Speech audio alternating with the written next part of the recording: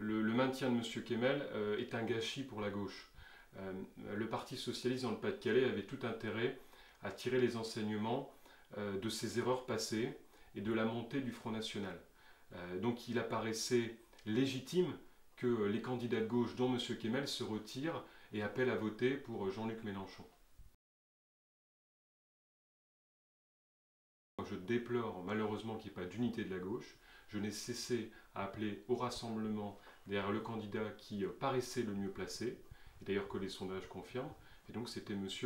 Mélenchon. Il est évident que M. Kemmel manque d'expérience, manque de notoriété, manque de popularité. Donc dès le premier tour, il était important d'avoir une unité pour créer une dynamique de rassemblement de manière à se présenter au second tour face à une Madame Le Pen qui n'est pas trop d'avance.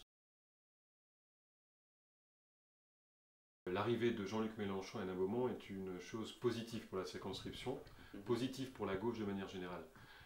Depuis de nombreuses années, malheureusement, on manque de leaders nationaux ici à gauche. Et donc moi, je vois l'arrivée de M. Mélenchon comme un plus pour notre circonscription, pour l'avenir d'Hénin-Beaumont et dans le combat qui s'annonce également face à Mme Le Pen.